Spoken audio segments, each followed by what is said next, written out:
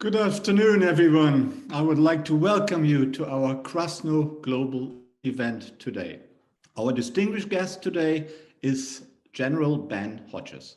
General Hodges already joined us last September, and I'm very pleased to welcome him back to the Krasno Events series. Today, we are talking again about Russia's war in Ukraine and should and will Ukraine take back Crimea. General Hodges will help us to assess the current military and strategic situation in that terrible war in Europe, which has now lasted for more than 1 year.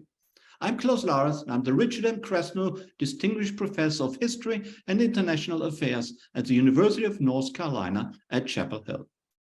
As I'm currently a visiting scholar at the Center for European Studies at Harvard University, right now I'm joining you today from Cambridge, Massachusetts. And here it is miserable with lots of rain and snow and really freezing temperatures. Not nice at all.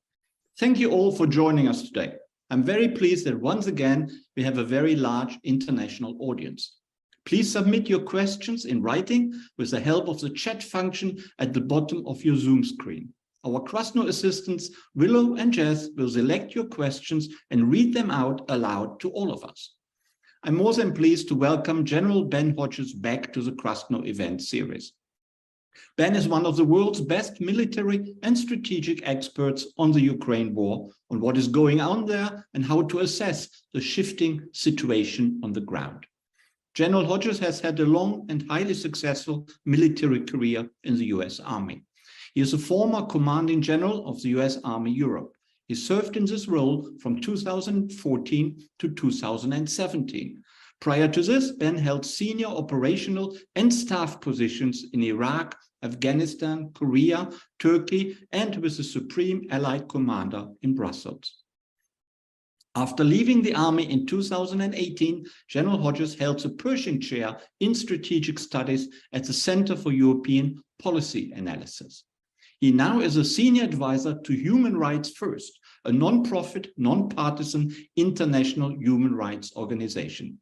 General Hodges also serves as NATO senior mentor for logistics, and he consults for several companies on Europe, NATO, and the European Union. Ben is also the co-author of the book Future War and the Defense of Europe, published by OUP in 2021. Today, Ben Hodges joins us from Frankfurt in Germany. Thank you, General Hodges, for joining us today. It's great that you could make it again. Much appreciated. Professor Lares, lieber Klaus, I'm grateful that you gave me the chance to come back one more time. Absolutely. No, it's really good to have you here and to have your expertise about what is going on in the Ukraine war. The war began just over a year ago on the 24th of February 2022. What is your assessment of the current military situation in Ukraine? The Russians have had some recent successes. How strong is their military? And will we soon see a Ukrainian counteroffensive? So, It's a very, very difficult situation right now. And if you're a soldier there in and around Bakhmut, for example, or these other places, I mean, it is a level of violence that we haven't seen on this scale since, at least in Europe, since the end of the Second World War. There was a report that came out yesterday that said Russia's casualties in this first year since the beginning of their special military operation surpasses all of their combined casualties in all their wars since the end of the Second World War. So Chechnya, Afghanistan, and all the other places where they've been fighting, they lost more this year than they did in all of those combined. So that gives you an indication of the level of lethality and violence. And of course, we've all seen each day the destruction of Ukrainian infrastructure and attacks on cities, the human misery that's a part of this. Having said that, and that's a pretty blunt assessment of what it's like right now. There is no doubt in my mind that Ukraine is going to win this conflict. Russia has so many different problems that we can unpack here over the next several minutes. It's not going to be easy, but as long as the West sticks together and provides Ukraine what they need, Ukraine will, in fact, win this war, and it's important that they do. I would like to just, for appropriate historical context, yes, the special military operation, or what some people refer to as the full-scale invasion, started a year ago, last February. But the war actually began in February of 2014 when Russia invaded Ukraine and seized Crimea, illegally annexed it, and began extensive support for the so-called separatists in the Donbass region. The reason I highlight this, because number one, this is what failed deterrence looks like. The Russians believed that we would not respond, that we would not be able to stick together. They made a terrible miscalculation because of our apparent unpreparedness. We were still dealing with the retreat from Afghanistan. The UK was a mess domestically. Germany was still building Nord Stream 2. And so the Russians, you could almost see how they would think, we didn't do anything after Georgia, we probably would not respond. And we didn't do anything after 2014, so we probably wouldn't really respond or be able to stick together if they attacked again this past February. If I may interrupt you, would you say the West committed a serious mistake by being so mild about how they reacted towards both Georgia and Crimea in 2014? It was a catastrophic mistake. That's what this is what failed deterrence looks like. When a potential adversary thinks that you're not ready or are not willing, I mean, we know from 5,000 years of history that they will take advantage of that. So that's one reason that I wanted to highlight the fact that we have to go back to 2014 in terms of when it started. And then, of course, their annexation of Crimea has given them the most important, decisive part of Ukraine. And it changes everything. It gives them an advantage in the economic sphere as well as the military sphere. So yes, the special military operation started last February, but I think it's important to have the context. And then finally, there still are a lot of good, smart, well-intentioned people that just can't imagine that Ukraine will defeat Russia. That's just too big. But this has been going on for 9 years, and Russia only controls somewhere between 15 and 20% of Ukraine, despite having all the advantages. And so I think when you take a look at that, after 9 years, they still have not sorted out most of their major problems. This is part of the reason why I'm optimistic about Ukraine.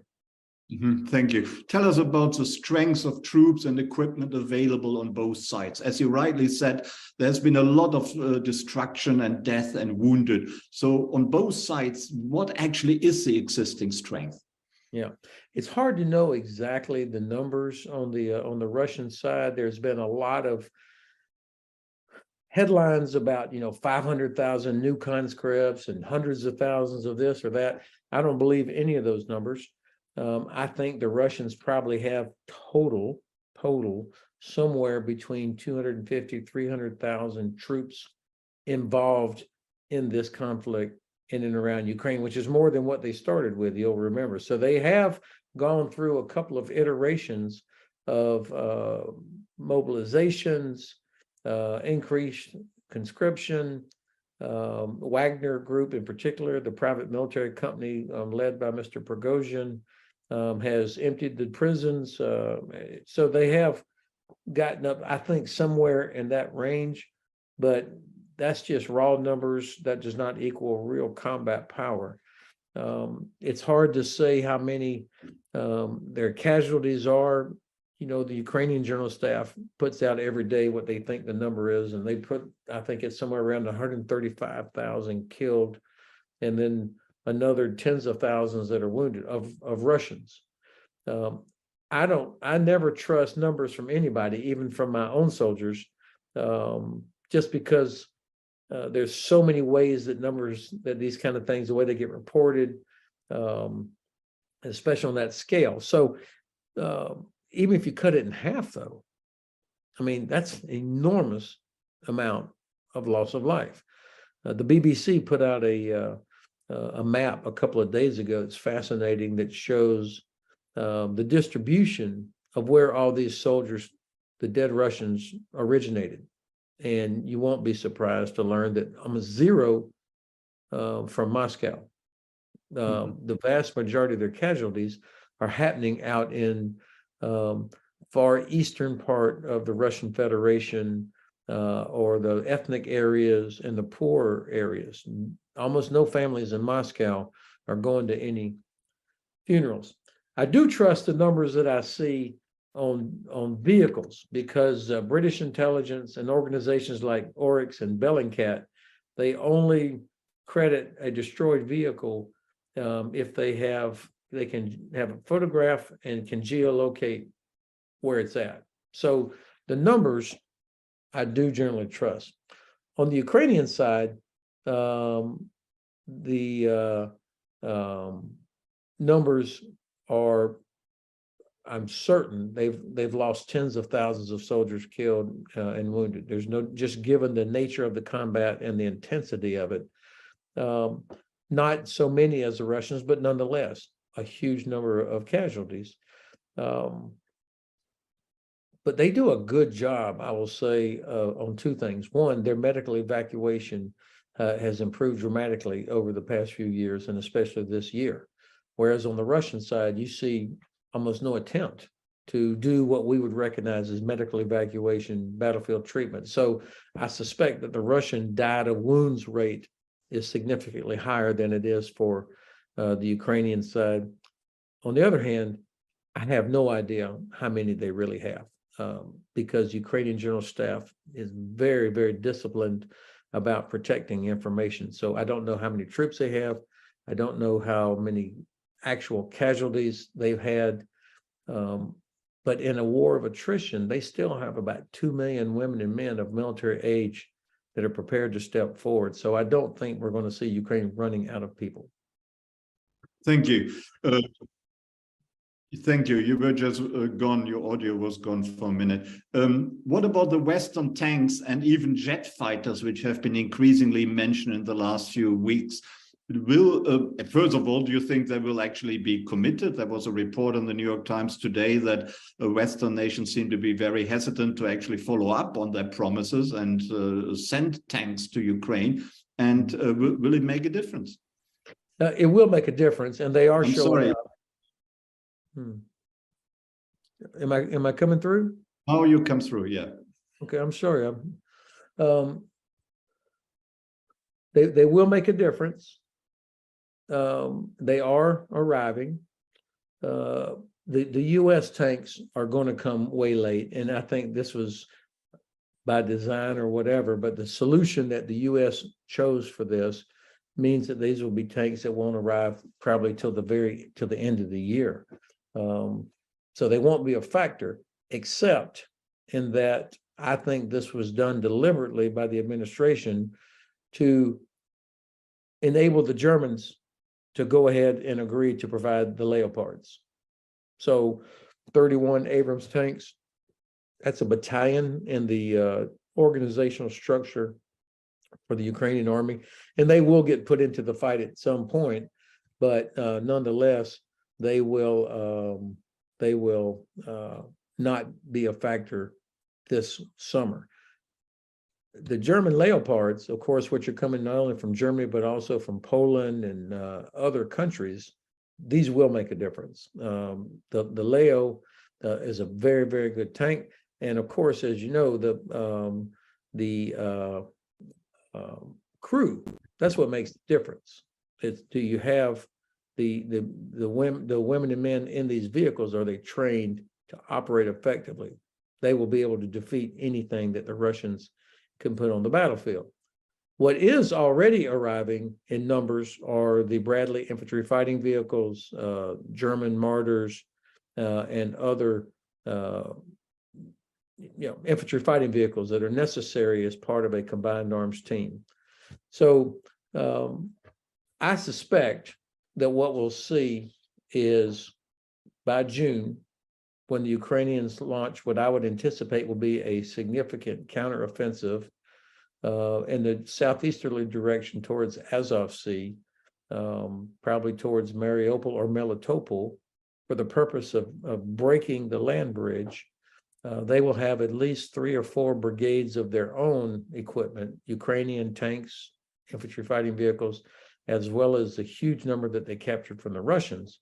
And then there's probably a brigade, which is 2,000 to 3,000 troops, 100 or so tanks, and a couple hundred infantry fighting vehicles that make up this, what you could call a European brigade, made up of the French, the German, the British, and American armored vehicles. That's consequential, and that will be enough, I believe, to be able to penetrate Russian defenses on a very narrow front in June.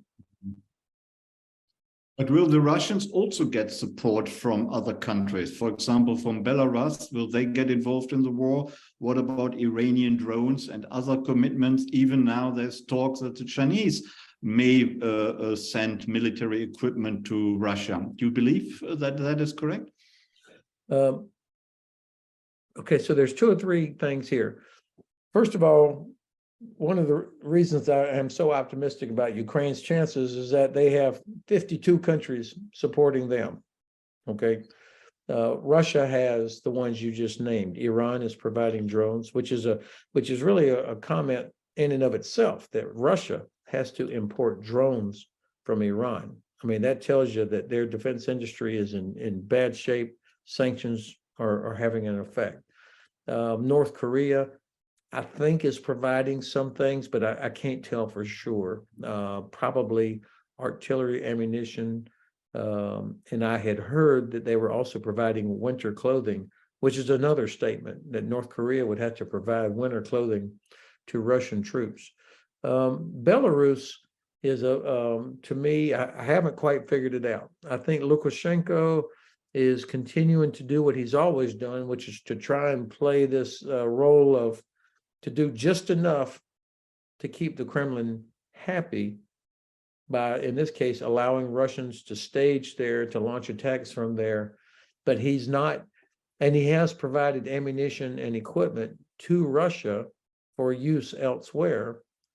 But I don't think we're going to see any of his 10 battalions fed into the fight, because their level of readiness is going to be worse or no better than what the Russians have.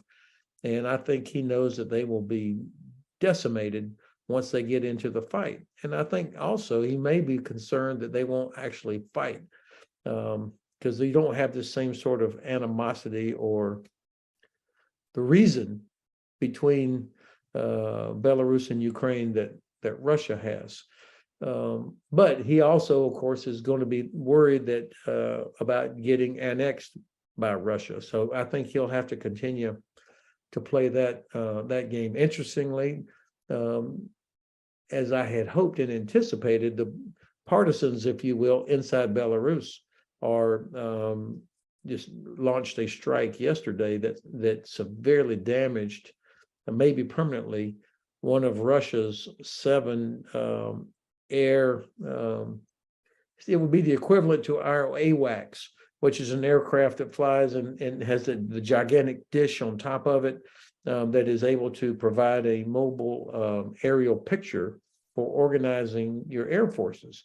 Well, one of them was on the runway in Minsk, and the partisans were able to hit it with a drone, and that thing can't fly anymore, at least not for a while. So I expect to see a lot more of those things. Finally, to China, I thought it was significant that Secretary Blinken made a public announcement while he was there at Munich, saying that we know that the Chinese are considering providing lethal aid. Now, if somebody like Secretary Blinken to say that means that they have hard intelligence that would say that. And so I think by announcing it the way he did, it had the same effect as when the US and UK started releasing intelligence about Russia a year ago that put the Russians on their heels. And now China is in the position of having to deny that they're doing this. And so it kind of puts them on notice. I think China would like to see us fail. They don't want to see the Russian Federation collapse. And they're watching to see, can we stick to it to help Ukraine as they consider their own options in the Indo-Pacific region. Thank you. Last time we talked, you dismissed the likelihood of Putin using tactical nuclear weapons, or at least you weren't convinced that he would. Is that still your view, or has that changed in a way? I'm even more convinced that he will not use tactical nuclear weapons. And the reason, now let me obviously be clear that we take that threat seriously. They have thousands of nuclear warheads, strategic and tactical. They clearly don't care how many innocent people they kill. But I think that they take seriously President Biden's warning that there would be catastrophic consequences for Russia if they were to use any kind of nuclear weapon. I think they take that seriously. And from a practical standpoint, there is no battlefield advantage for Russia to use a tactical nuclear weapon. I mean, it won't change anything on the ground except it kills a few more innocent people, damages a few more buildings and towns, but it won't change anything on the ground. So I think that people around Putin realize this. If there's no good outcome for them in anything once they use it. As long as they don't use it, though, they can see that we are very, very concerned. So we're kind of on the margins of giving in to nuclear blackmail. So this is a very important part of this war. Pakistan, India, Israel, China, North Korea, Iran, everybody that has a nuke or is working towards getting one will see that the U.S. is unwilling, that we stop short of providing F-16s or certain weapons just because we're worried that Russia might escalate. That would be a very dangerous situation. So I think the administration is eventually going to push through all that. And simultaneously, we should be communicating directly, and maybe they are privately, directly to all the elites, all the people around Putin, telling them if he uses a nuclear, if you enable or tolerate or allow him to use a nuclear weapon, then all of you are going to hang as well. After the War Crimes Tribunal finishes their job, you're going to be up there on the gallows with him. They need to feel there is no impunity for them. And would you say the same applies to biological and chemical weapons, or is that a different ballgame? I haven't heard the president make a statement that specific, but I would anticipate. Well, first I would say there is no battlefield advantage. There probably would be a devastating consequence against Russian forces inside Ukraine, not inside Russia, but inside Ukraine. And I think the general staff sees that. Mm-hmm. And when you look at Putin and his changing war plans, what are his aims by now? What are his latest war aims? Because he must have some aims. Well, everything that I see that comes from Kremlin spokespeople and President Medvedev, or former President Medvedev, and these guys, they keep saying nothing's changed. Everything's going according to plan. We have not changed any of our war aims, or any of our aims. So I would say it's still, at least publicly stated, to his own public, they're defending against NATO. I mean, that's the narrative that they've created now, that Russia is under attack from NATO, which of course is a totally false narrative, but they're having to sell this to their own public.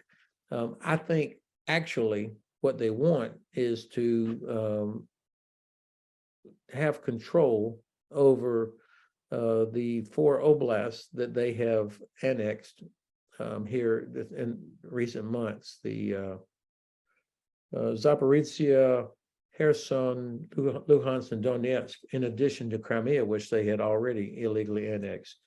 Get control of all that, and then say, okay, we're ready for a ceasefire, and then be able to, I mean, that would be something that they could point to as, look what we did, this is a success, we denazified these areas, and they would still control Crimea if that was the end game. And I think that's probably if they're honest with themselves, that's probably the best that they could hope for. Thanks. You are based in Frankfurt in Germany, and the German chancellor has, of course, been exposed to a lot of criticism for his hesitant, reluctant, hesitating situation regarding providing aid to Ukraine. But the Germans themselves say they are providing actually an awful lot. That is highly unfair criticism. How do you see the evolving situation in Germany? Well, the fact is, Germany is the number 2 or 3 provider of military aid to Ukraine in terms of equipment, supplies, ammunition, all sorts of different things. I mean, when I saw that Germany provided a Patriot battery, that was huge. Or the Iris-T air defense system. They finally made the decision on Leopards. They have provided mortars, the infantry fighting vehicle, the Panzerhaubitze 2000, which is the self-propelled howitzer, and thousands of rounds of ammunition. This is a lot of stuff. And when you think about where they were a year ago, when the former defense minister talked about sending 5,000 helmets, I mean, they have come a very long way. The problem is the messaging. I would bet that 95% of my fellow Frankfurters here have no idea that Germany is the number 2 or number 3 donor. I think Berlin still lacks the self-confidence to talk openly about, this is what we're doing. And so I have heard Chancellor Scholz say publicly last November, December at the Berlin Security Conference, we're with Ukraine for as long as it takes. He stood right next to the Norwegian prime minister who said the same thing. And okay, well that's pretty good. But now that phrase is starting to wear a little bit thin. I mean, for as long as what takes. I mean, they still stop short, as does my president, of saying we want Ukraine to win, and we're going to do everything necessary for Ukraine to win. I think that finally, internally, Germany also, I took great heart at the famous Zeitenwende speech last February, 100 billion euro and all that, but actually almost none of that has been spent yet. And they just this last month or earlier this month dropped the first contract for new stuff. So it's not because Chancellor Scholz was being dishonest, it's because the entire apparatus has got to go through a massive Zeitenwende. It's not just a decree by the Chancellor's office.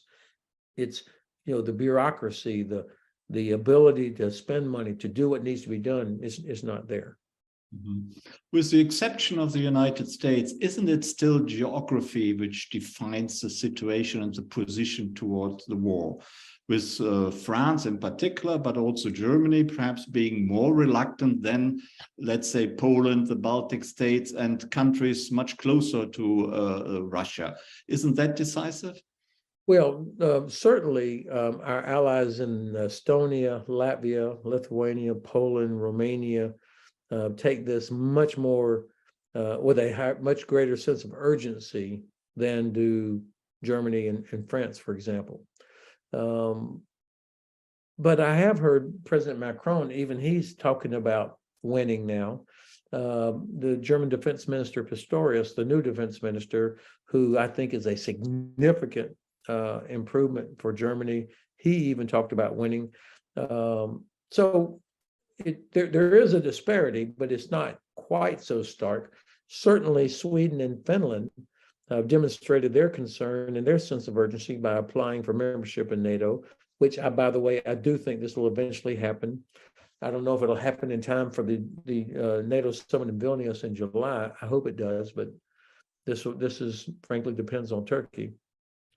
But interestingly, UK, they've had a sense of urgency from the beginning, and they're as far away as anybody from the actual proximity.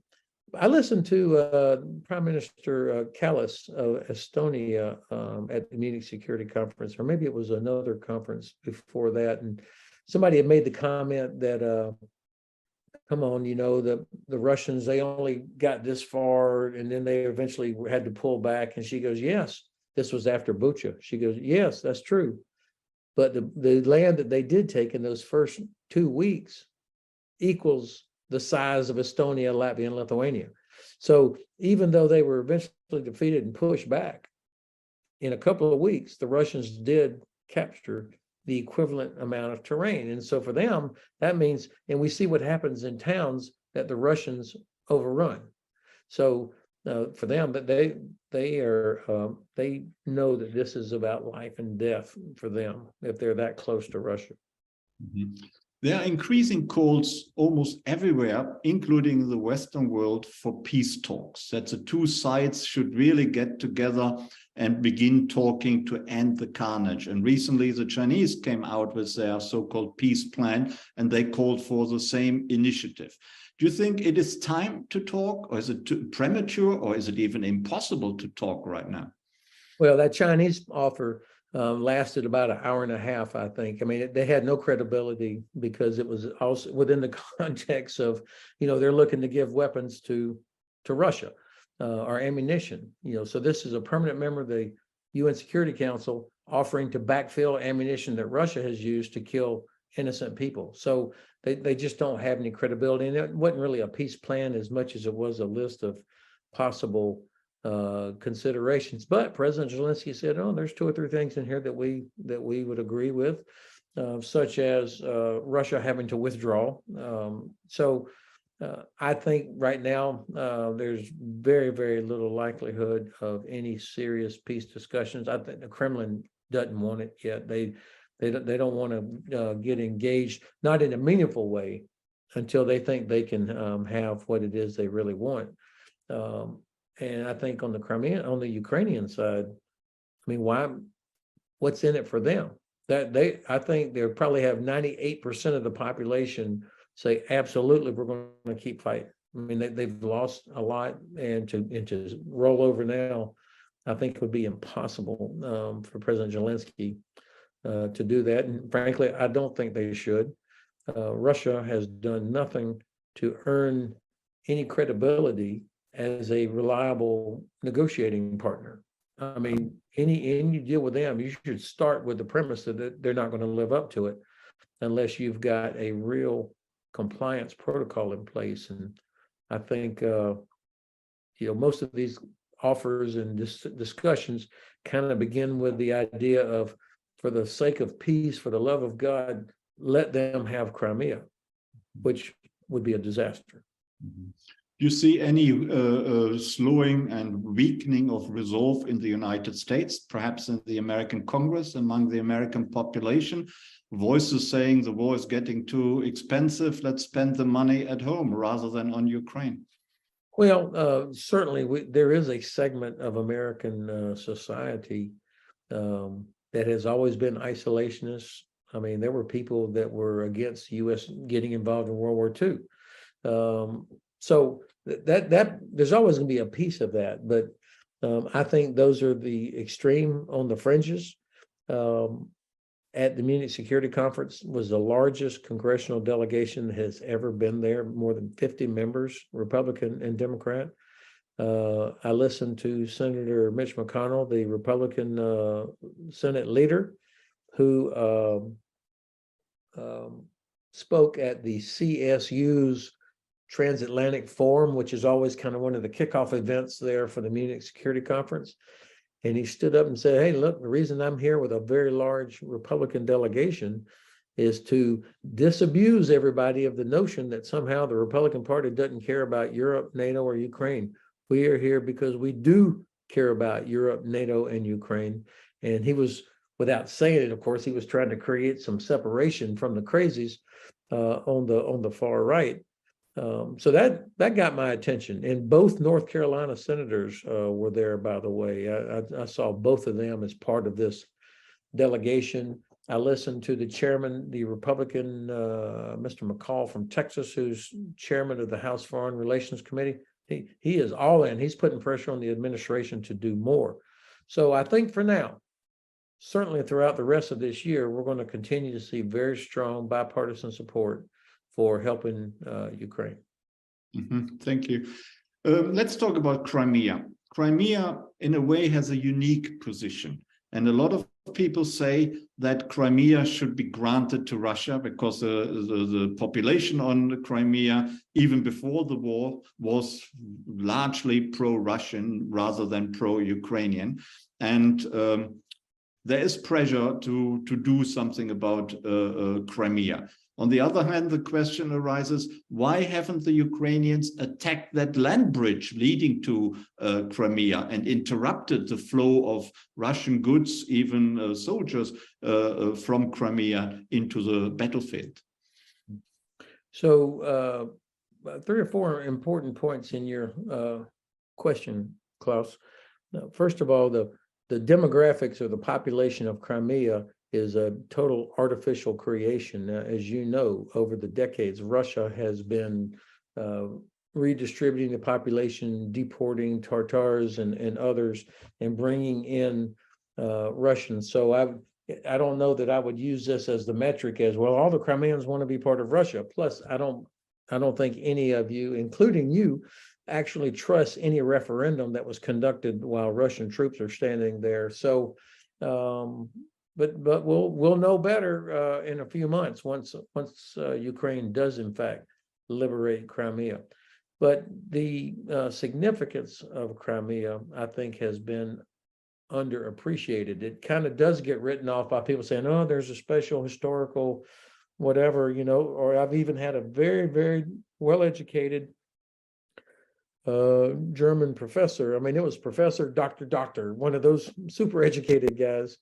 And he said, "Come on, Ben, Crimea's always been Russian." I said, "Oh, Herr Professor, I mean, that would be quite a shock to the Tartars. And since it was Catherine the Great that first took Crimea at the end of the 18th century. So, yes, of course, it has a symbolic meaning for Putin. I mean, he's pretty much staked his personal reputation on this. His popularity went up back in 2014 when they took Crimea. So for him, it has important significance. But I remember last summer, as I imagine most of the people listening to this will remember, when a bunch of Russians were down at the beach on the Western Crimea for their summer holiday, and all of a sudden explosions started occurring at the big Russian air base at Saki, there close to the western coast. There was a massive stow of 30,000 cars trying to get out of there over the next 24 hours. So that didn't look to me like Crimea was so holy to them. If it was, they would have all gone to the military recruiting office and signed up right there to defend Crimea. Of course, it was a holy holiday place for them. Now, I think that Crimea is the decisive terrain for this war. And I say it's decisive because as long as Russia occupies Crimea, Ukraine will never be able to rebuild their economy. Russia will continue to block ships from going in and out of Azov Sea, so that even after Mariupol and Berdyansk are liberated, those two factory towns, port cities, will never be able to come back to life because Russia controls the Kerch Straits. On the Odessa side, there's over 100 ships loaded with grain that are sitting there waiting to go, but they can't leave until a Russian inspector, looks around with a flashlight and then checks them off and allows them to go. That's only possible because Russia has the Black Sea Fleet sitting there in Sevastopol. So it represents an inability for Ukraine to rebuild its economy. It represents a security threat because of their ability to launch missiles, aircraft, ships, anywhere up and down the Ukrainian Black Sea coast. And what's really important, I spoke to a that's 3 various senior director of one of the 2 largest international investment firms. And he said, when I was at Munich, and he said, there will be no investment in Ukraine unless there is an ironclad security guarantee.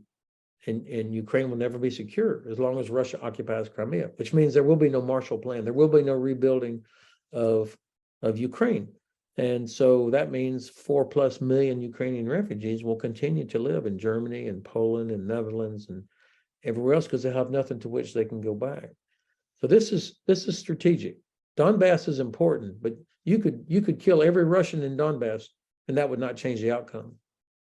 Liberating Crimea, that changes the outcome. You said that the Ukrainians will liberate Crimea in the next few months. How are they going to do that? And why are you so optimistic that they will actually be successful? Well, of course, there is a gigantic caveat next to that prediction. The caveat is that we provide the Ukrainians what they need, which is long-range precision weapons.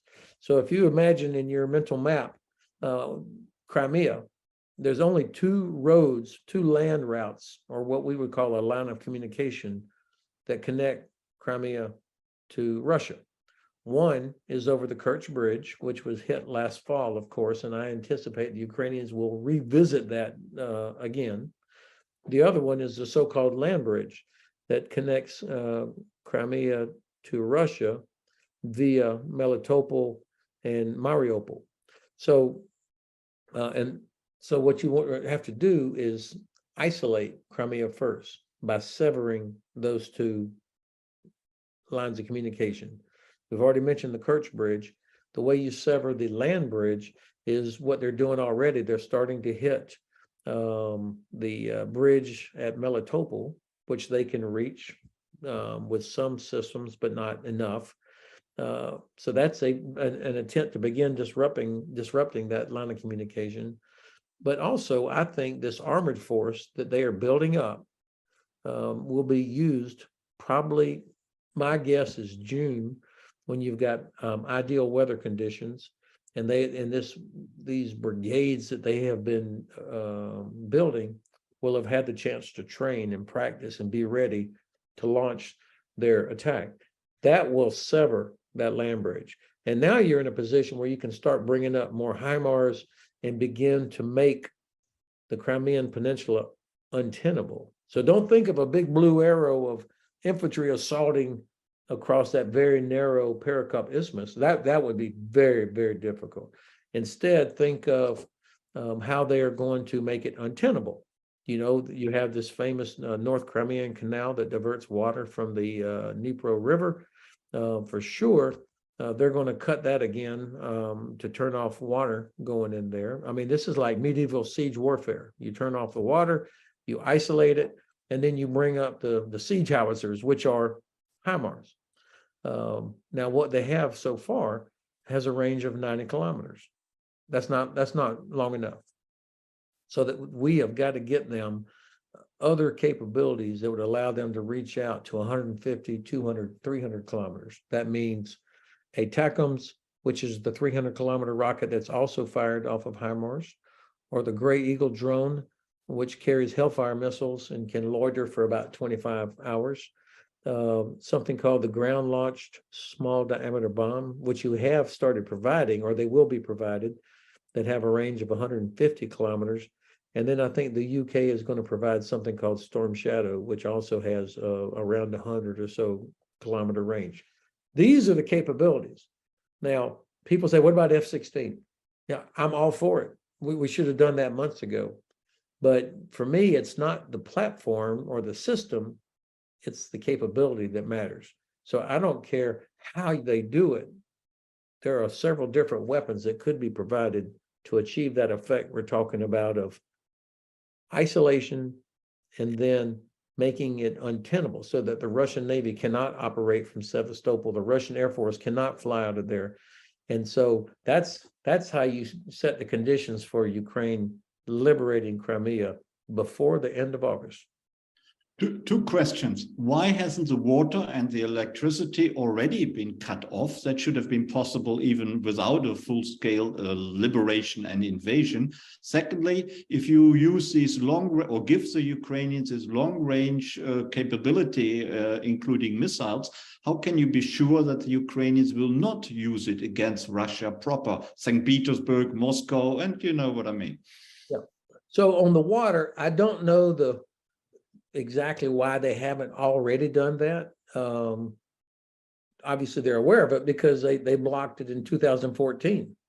And then when the Russians captured Kherson, they were able to unblock it. So I don't know. I don't have enough fidelity on the ground of, is this something that could be done with weapons, or would you have to have actual boots on the ground engineer capability? I don't know that. That's a good question. I'm sure that the general staff will have thought through that. As far as long-range weapons used inside Russia, first of all, the Zelensky government has already said they wouldn't do it. I mean, if that's a condition for the U.S. to give them ATACMS, for example, they've already said we have more than enough targets in Crimea and in Donbass that we would rather be hitting anyway, versus using these precious few ATACMS against a Russian airfield somewhere deep inside Belgorod or something like that. Now, of course, today they already use their own drones to hit a Gazprom terminal several hundred kilometers southeast of Crimea. So, and then there was one, I think they hit a target or crash landed about 60 miles south of Moscow. So the Ukrainians are not sitting on their hands. I mean, Ukraine was the heart of defense industry of the Soviet Union. So they have technology, they have engineers, they know how to do stuff. But I think this is they would not use, because it would be so easy for us to turn it off. I mean, we would know they did it. And I think the Ukrainians would much rather have these things to help them inside Ukraine, no matter how good it would feel to put an ATACMS right in the middle of a big giant fat Russian airbase somewhere else. Thank you. So how is this war going to end? All wars end, and this war will need to end. Who is going to win, to be the winner, the loser, and above all, how do we get an end and an armistice? How do we get there? So it's a very important question, and I would say that the Biden administration has done a superb job on so many facets of this conflict, keeping everybody together. We have delivered huge amounts of capability to Ukraine, so there's so many positives, but we still are failing the U.S. and so are our allies to provide clarity on the outcome that we want. I mean, to say we're in it for as long as it takes, which is what the vice president said in Munich, that's not an end state. That's a statement of resolve, but that's not an end state. That doesn't accelerate delivery of what's needed. It doesn't provide clarity for commanders who are trying to figure out what to do. We went through 20 years in Iraq and Afghanistan, and no president ever said we're going to win. And we see how Afghanistan turned out. You have to give clarity, and that's what drives everything else.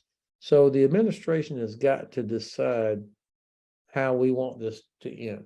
I think they want it to end with Ukraine winning, but they are overly concerned about possible Russian nuclear escalation.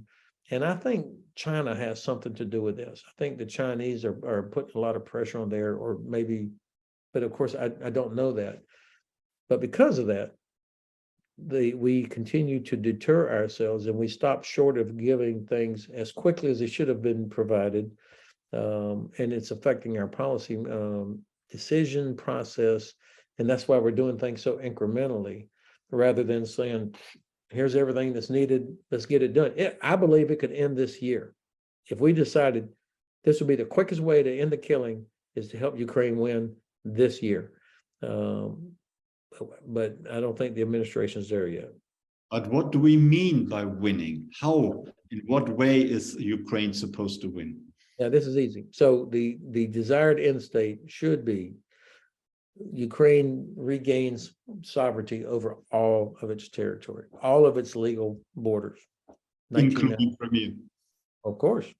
Everybody in the world except Moscow and maybe Pyongyang acknowledges that this is sovereign Russian or Ukrainian territory.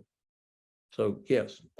Number two, there are thousands of Ukrainian children that have been deported over the past few years. They all have to be brought back. Number three, accountability for war crimes. I mean, Russia acts with absolute total, at least they seem to think they have total impunity. And, I mean, we see it every day. Missile strikes, there's probably another one that's going to be happening tonight, hitting apartment buildings and shopping centers and power grid. mean, these are war crimes. And the others are well documented, the killing of people in so many different towns that the Russians had occupied. And then the broader crime of war of aggression. So that's why getting a tribunal in place is so important, so that the Russians know that they're are not going to have impunity. The fourth condition has got to be some sort of security guarantee. Otherwise, as I said earlier, there will be no reconstruction. So these are the four sort of key elements of Ukraine winning. Thank you. What about the future of Putin and Russia? There's increasing concern, well, some people are relieved about it, that Russia may break up, while others are severely concerned about that prospect. Do you believe there's something in that? Have you heard anything about it? I do believe that there is a very real possibility that the Russian Federation could begin to break apart next year, depending on how, what happens in Crimea, what happens on the other side. When you look at these the characters over there, you have Prigozhin, who spends most of his time doing TikTok, visiting his own troops, and criticizing Shoigu and Gerasimov, the defense minister and the chief of the Russian general staff. I mean, very publicly. And I think he sees himself either as the savior for Putin or the successor. But clearly, he feels no allegiance to the general staff, and he complains that they are, screwing him over, that they don't provide him what he needs. I think actually the Russian general staff hopes he fails. They would rather see him fail than their own guys succeed, because he is such a pain to them. But he's still got Wagner troops all over Africa, and they're guarding gold mines, diamond mines. That's how he finances his whole operation. Then you've got Kadyrov, the leader of the Chechens. The Ukrainians refer to them as the TikTok army, because there's always video of them standing around with their vehicles on parade and all that, but you don't ever see video of dead Chechens. So I think Kadyrov is somehow keeping his guys out of the worst part of the fighting, so that either they are in position to break away a third Chechen war, if you will, or maybe he sees himself showing up just in time to be the savior. I don't know. But fortunately for Ukraine and fortunately for us, the Russians have still, after 9 years, not managed to establish a coherent command and control structure that can unify all the different advantages that Russia should normally have, because these guys hate each other so much. And this is why I think there is a possibility of some of the 85 or so republics and areas and other entities that make up the Russian Federation. Of course, there will always be a Russia, but the Russian Federation consists of 80 plus other entities out there. And I'm not sure all of them want to remain a part of what once was the Russian Empire. So if Crimea is lost, then I think it would be very, very unlikely that Putin would still be in power. Would you welcome the breakup of the Russian Federation? It would concern me. I mean, I think it could be a natural outcome of this. I mean, the British Empire broke up, everybody's, except Russia, everybody's empire eventually comes apart. Now, it can be peaceful or it can be extremely violent. So I don't like the phrase regime change, because, we have our own experience in the US with regime change, and it never works out the way you think it will. So this is something that's for the Russian people to decide. But we should, you can't dismiss it out of hand. We should be thinking about, what are the implications? What happens to all these nuclear weapons? What happens to the control of the energy infrastructure? There will be violence as certain regions see that maybe this is their chance to finally get out from under the yoke of the Kremlin. But I would not be scared of it. And we should not be scared that whoever comes after Putin might be worse. I can't imagine anybody that would be worse. So we should not be scared of that. Mm-hmm.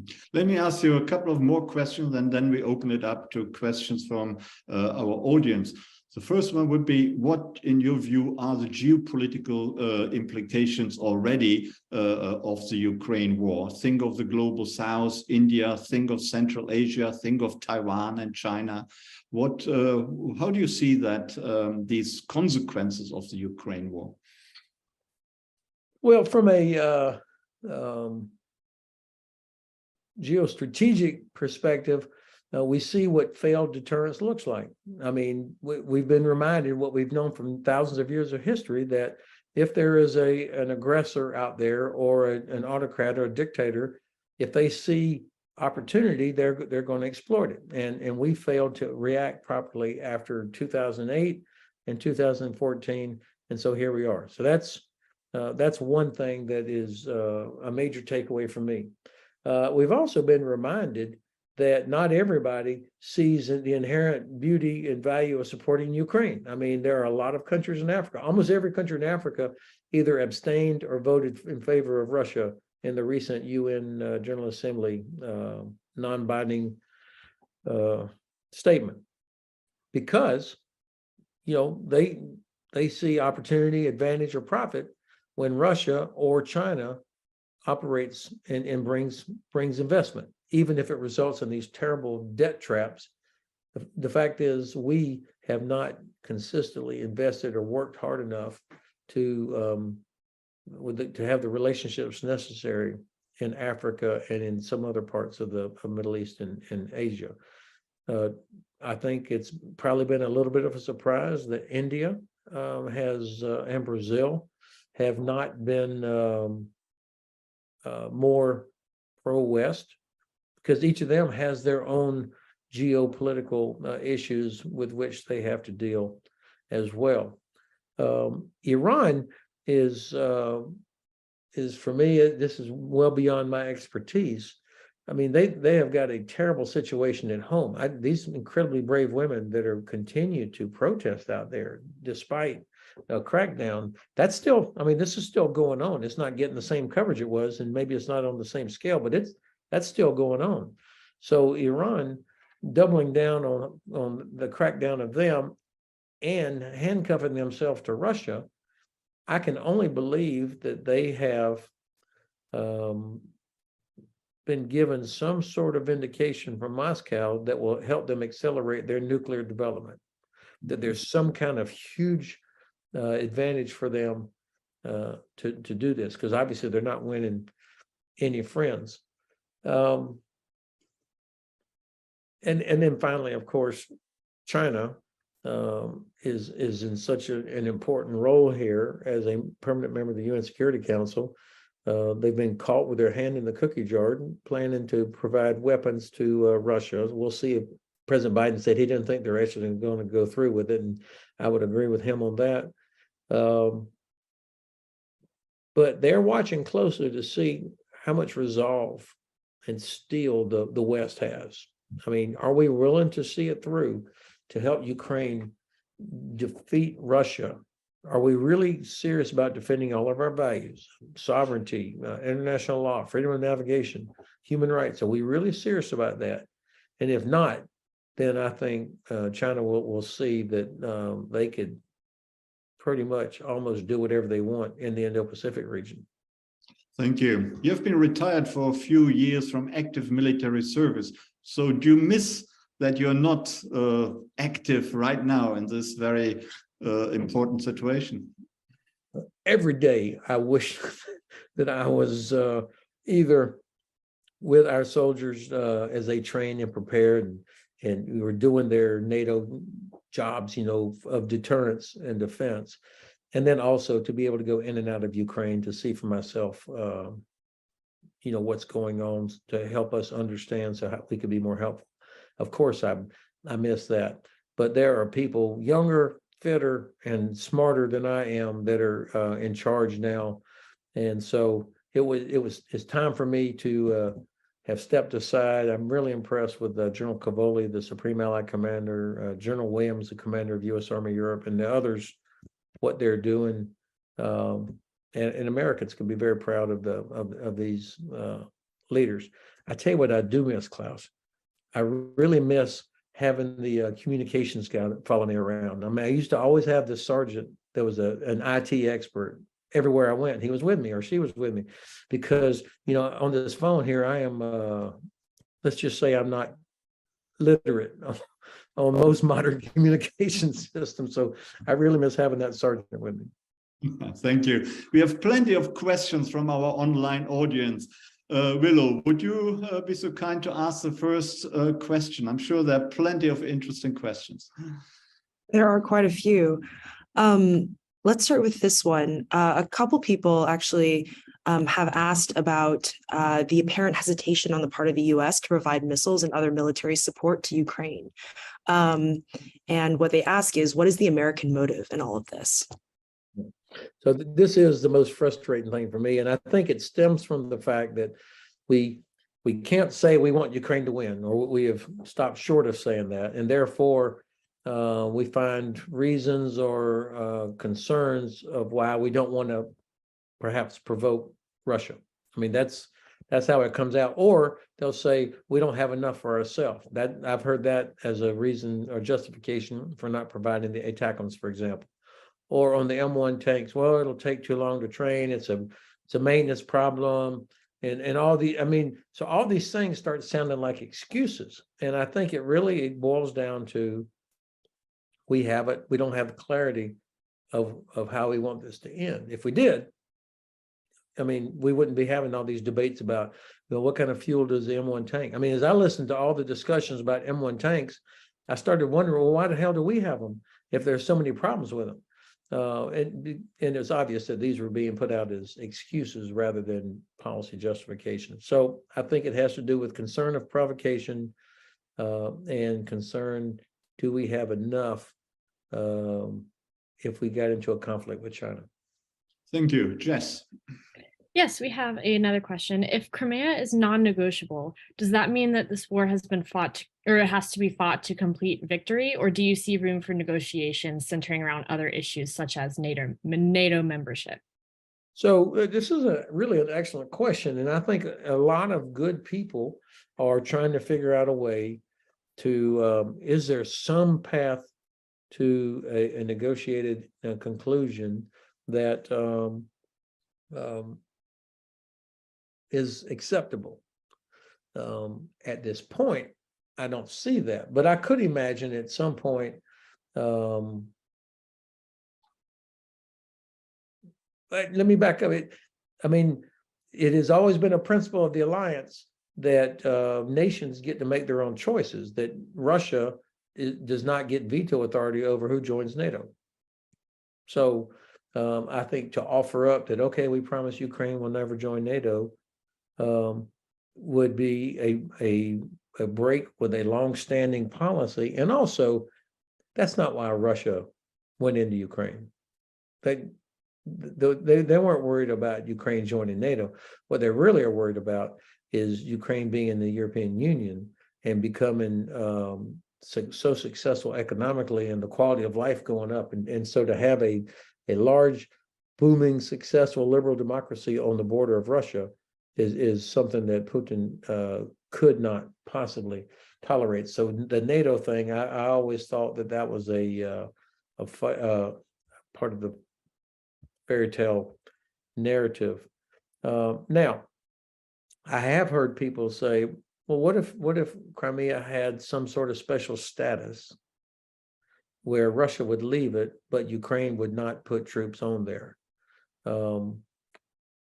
That on the surface, that says, okay, well, that might answer the problem of Ukraine's economy and so on. But then you wake up and realize Russia has violated so many agreements about that region already.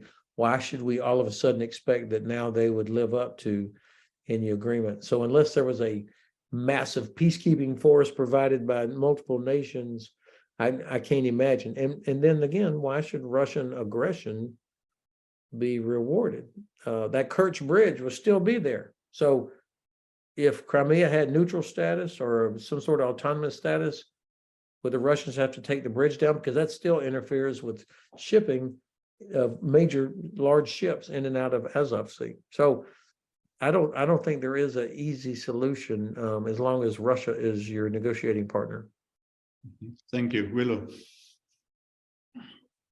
We have a couple questions about Poland. Do you think that Poland's borders are at risk given its military support of Ukraine? They would have been at risk if Ukraine failed, without a doubt. And I think you would have a hard time finding any Poles that don't believe that.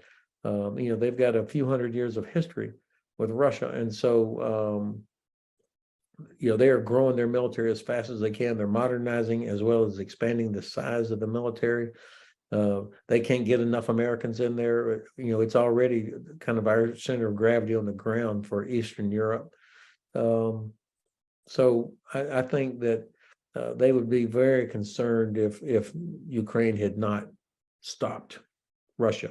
And they already are, of course, are playing a huge role, as is Poland, by being the hub, the pass-through area where all the equipment that the nations are providing comes to southeastern Poland and then is shipped into Ukraine. So they're very concerned. I would anticipate that the Poles will come up with some sort of a, I don't want to call it a security guarantee, but a very active relationship that's more than just neighboring European countries. And I think Poland will be an advocate for NATO membership as well as EU membership. So yes, their border would absolutely be at risk if Russia had been successful overall in Ukraine. And they still have Belarus there that they have to worry about. Thank you, Jess. Do you have another question? Yes, of course. There were a couple questions about the possibility of mutiny among the Russian army. So is there real risk to Putin from a mutiny among Russian troops in response to the ongoing meat grinder? This is another, all of these are excellent questions, Klaus. I don't know if you wrote these questions yourself and they've been planted here, but I mean, these not at all. I mean, these are really good questions. There have been multiple reports of local level units refusing to fight. They tend to be recruited from the areas way out in eastern Russia, as I mentioned earlier, because they show up and they are improperly equipped, which we all knew would happen because the Russian system could never, there was so much corruption that they would never be able to properly equip these newly mobilized conscripts. And they are being fed into a meat grinder. I mean, it's a brand new private can see that his life is going to be about, till the end of the day, the way that they're being pushed in there. And it's just the part of the problem is that they don't have much recourse. And what can they do about it? And, the Soviets were famous for having NKVD sections that were behind the attacking Soviet units, to make sure that they didn't turn around and run. So they've relied on this kind of brutality for a long time. I saw a report the other day of a unit. They videoed themselves. They were from Tuva, which is an area in the southeastern corner of Siberia. It's one of the two areas, along with Buryatia, that has the highest mortality rate, the highest number of soldiers killed per 100,000 of any other republic. And they were getting shot at by other Russian units. So you've got there's an Islamic or a religious bias as well, where the Orthodox-based units have such disdain for Muslim troops from Russian Federation forces too. So I don't know that it'll be something like 1917 where hundreds of thousands drop their weapons and walk home. But it doesn't look to me that they've got the necessary sort of morale, fighting spirit, and leadership to keep them together as it continues to get worse on their side. Thank you. Let me just ask you quickly, who actually blew up the Nord Stream pipeline? Seymour Hersh, a very well-respected journalist, claimed in a recent big article the Americans blew it up. And of course, in the United States, they point the finger at Russia, and the Russians blew it up. So the motive really seems to be, or the reason seems to be more weighted with the Americans. Why would the Russians blow up the Nord Stream pipeline? Well, I had heard it was a University of North Carolina chemistry student that was involved somehow, but of course, I completely reject your jab there. What possible motivation would the United States have for doing this? And Seymour Hersh, who is a long-standing, well-known, respected journalist, but also known for some spectacular headline-grabbing pieces that don't always bear out. And I think he had one source that he used, and so I mean, that piece probably got more attention than it deserved. But I cannot answer your question, who did do it? I mean, who would benefit from it the most? The decision for nations moving away from Russian gas had already happened for most nations. And I could envision a Russian motive being because this was still relatively early in this special military operation, a desire to remind other European nations that their infrastructure was vulnerable. But other than that, I mean, I can't come up with a real plausible and certainly no proof of who it was. I think one thing is sure, the Germans didn't do it. Okay, that's probably as good as any guess. Willow, can we have another question? Certainly. So we have a couple questions about China and the Sino-Soviet relationship. We know that China has refused to condemn the Russian invasion. Do you see this as kind of a pledge towards the continuation of the Sino-Soviet relationship? Well, of course, the Sino-Soviet relationship ended back in 1991, I think. But the Chinese-Russian Friends Without Limits relationship apparently does have limits, because I think that President Xi, during the visit of Chancellor Scholz to Beijing, said that Russia should not use nuclear weapons, nor should they threaten to use nuclear weapons. I thought that was very powerful. That was another reason why I have been pretty confident that Russia would not use it, because China is telling them, you cannot do this. There will be zero positive outcome for China if Russia were to use a nuclear weapon. Still, China is looking for ways to, how can they leverage this situation to their benefit? They would love to see us fail, the collective us fail, and especially the United States in this. So I could see why they would be looking for ways to get help, ammunition, whatever, to Russia. I suspect what we would not see is a boatload of artillery ammunition, but instead electronic components that the Russians desperately need to replenish their precision weapons that they have been launching against apartment buildings. If they were able to find a way to avoid sanctions by delivering certain electronic components, I'm pretty sure that they would do that. Or they may be supporting Wagner organization down in Africa as a way to have some influence in all of this. I don't know. I'm sure it's not a simple sort of situation. But I think they also want to avoid U.S. sanctions. I mean, there's a threshold there. I don't know where it is. I can only imagine that Secretary Blinken is talking to his counterpart about this. And the Chinese, of course, their own economic situation is not terribly strong right now. And I think the Chinese are probably trying to find where the limits are. Mm-hmm. Thanks a lot. Jess, do you have another question? Yes, absolutely. So we have a couple questions regarding your opinion on how long the war will last in its entirety, and if American help is the only way to shorten it. So I hate to give a "it depends" answer, but it absolutely does depend on us, primarily the United States, but not only the U.S. If we decided that, doggone it, we need to get this done. Ukraine has already stopped Russia with what they have. So it's no longer about just saving Ukraine. This is about, can we help them win? If we did, then it could happen by the end of this year, because I think Russia is in such a weak position, unsustainable position, at least for now. But if it does drag on for another couple of years, which it could, if we continue to only incrementally provide what Ukraine needs, then eventually Russia will have figured out how to make more of their own ammunition, how to solve some of their institutional problems. So I think, frankly, it's up to us. It could end this year. Crimea could be liberated by the end of this summer, by the end of August, but that depends on us. Why do you say end of August? Why are you so pretty precise about that? Yeah, that's a fair question.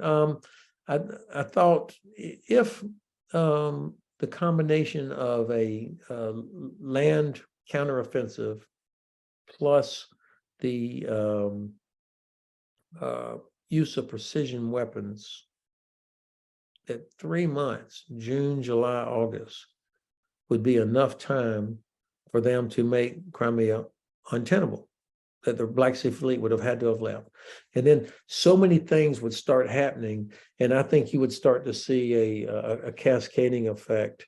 And so 3 months also would be about as long as Ukrainian forces to sustain a land operation as well. So that's probably, I'm sure I'll be found out here in a few months that, okay, well, it'll actually be middle of September or something like that. But part of this is also my attempt to get smart guys like you to challenge my timing, because there is this kind of a mindset out there that there's no way Ukraine can defeat Russia. And I would say, well, actually, I think they can do it in the next 6 months if we do this, this, and this. Because I don't believe that the Russians have the ability to stay in the field. I think that their so-called offensive is going to culminate by around May. And the Ukrainians can see that, just like the Ukrainians saw that the Russians were going to culminate last summer around August. And that's when they launched their counterattack, which liberated Kharkiv and all that other area in the month of September. So same kind of situation, I think, is very possible. The Russian Black Sea Fleet is unable to do anything other than go out, launch missiles against apartment buildings. The Russian Air Force, think about this, in a year, the Russian Air Force has not destroyed one train or one convoy bringing equipment and ammunition from Poland to Ukraine. I mean, we spent months in 1944, before the Normandy invasion, going after the French rail network and the German trains to make sure that they were to disrupt as much as possible and to minimize the Germans' ability to defend. The Russians have not been able, despite overwhelming numbers, have not been able to destroy one train or one convoy.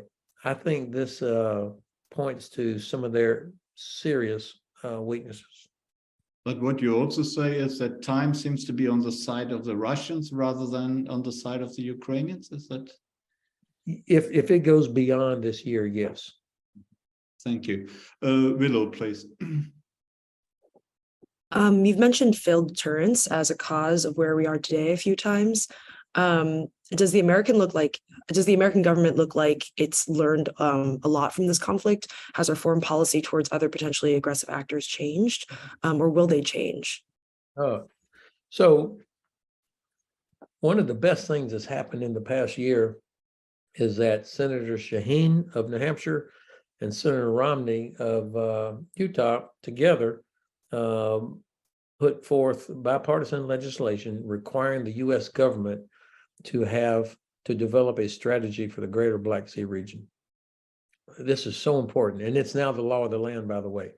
So the government's got to come up with a comprehensive strategy that addresses diplomatic efforts, the information space, and economic investment, as well as military or security policy. This means this will force us to fix our relationship with Turkey, Georgia, help with Romania, Bulgaria, Moldova, and obviously Ukraine. So a comprehensive strategy for the region.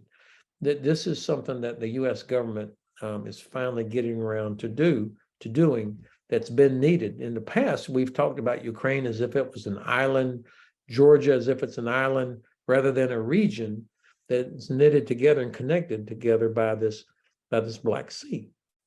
And so I think this will be a positive outcome.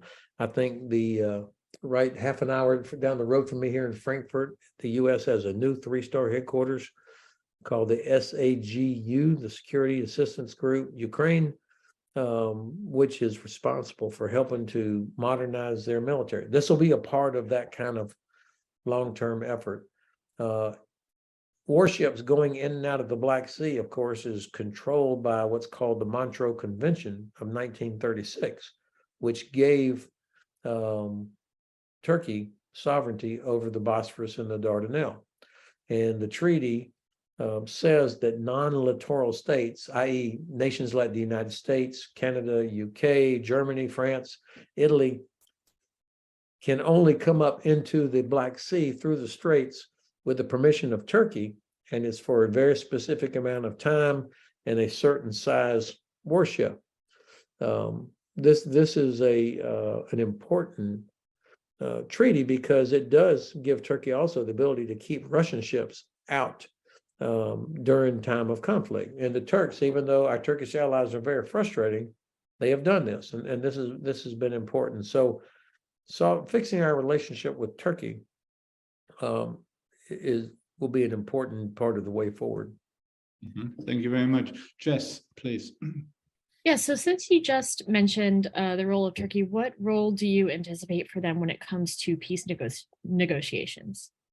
I think that President Erdogan sees himself as the grand statesman of the region, that he does in fact have some sort of a relationship with Putin as well as Zelensky, and he has tried to position Turkey as, this is their sort of area.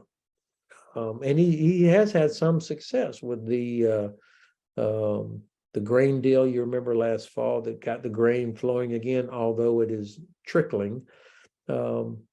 He has kept Russian ships, new additional Russian ships out, but he's also kept all of us out as well. He has provided drones to Ukraine. He's been adamant that Crimea is part of Ukraine because of the concerns they have over how the ethnic Tatars have been treated there by the Russians. But they also have not been as helpful on some other things that I think they should have been. But I'm always reminded of a meeting I had with a Turkish staff officer when I was living in Izmir, and I went up to Ankara to talk to this lieutenant general who was the chief of plans and policy for the Turkish General Staff. This was back in 2013 or so. I said, sir, how's it going? He said, Ben, I wake up in the morning. I've got Russia to the north, Iran, Iraq, Syria to the south, the Caucasus to the east, and the Balkans to the west. It's a hell of a neighborhood. And I kind of laughed, and then I thought, oh my God, on all of our maps, Turkey is down in the bottom right-hand corner of the map, and every headquarters in Europe. But of course, when he wakes up in the morning, Turkey's in the middle of his map, and it is a hell of a neighborhood. And so while I don't forgive any of the terrible decisions that the Erdogan regime has made or how they treat journalists there and other things, we have not done a good job of appreciating their strategic concerns. And they have been a good, loyal NATO ally since 1952. Well, they're not letting Sweden and Finland into NATO right now. Right. And this is classic Ottoman using leverage for negotiation to get as much as you can out of it.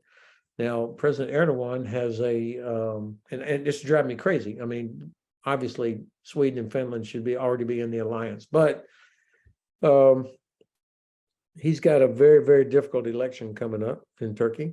If it had been a few months ago, he would have been defeated probably.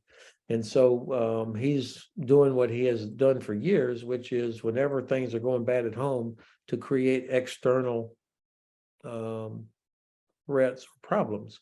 And so the idea that Sweden, which is true, by the way, has a very large Kurdish population and members of the YPG and the PKK openly there. So he's able to demonstrate to his own population that he's being tough on this terrorist organization. And so at some point, I think this will get solved. Secretary General Stoltenberg is personally working on this. And I saw yesterday that Turkey's Foreign Minister Çavuşoğlu is meeting again with his Swedish and Finnish counterparts. I'm hopeful that this gets announced at the NATO summit in July in Vilnius. I feel very confident about Finland. I'm just not sure yet about Sweden. Thank you. We have got only a very few minutes left, perhaps a couple of questions before we end it for today. General Hodges was so kind to grant us 90 minutes, which is a long time already. So let's go to the last two questions, perhaps. Willow, would you like to start? Yeah. So should Ukraine win the war, whatever that may entail, what do you think the process of rebuilding might look like? So the estimates run from $500 billion to $1 trillion. I mean, this will be enormously expensive. All of you guys have seen video of what these towns look like, rebuilding infrastructure, places to live. All of this is going to be very expensive. And but the European Union has impressed me with they're rolling up their sleeves. I mean, they see the importance of this. And I think on the U.S. side, I heard Senator Chris Murphy back in October at an event, and he said, look, we're committed to helping Ukraine win, but I mean, the taxpayer cannot continue to do this. So I think the U.S. is going to expect Europe to pick up the majority of the bill, or else private investors. But Germany, Japan, both were able to rebuild. Europe was able to rebuild after the war, and Ukraine has an incredible population.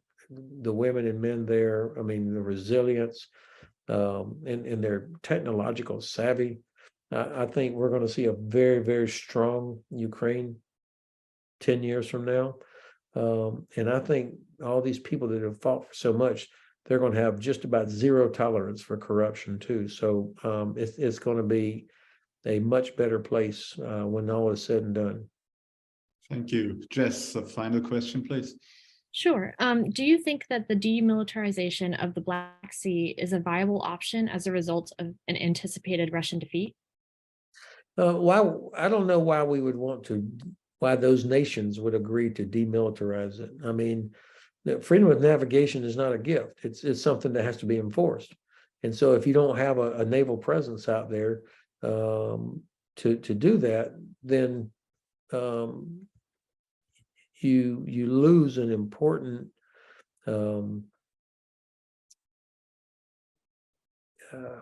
what's the right noun? It's a requirement for trade. And then when you say demilitarize, does that mean just no military, no Navy ships? Does that also include protection of your coastline? All of these different things.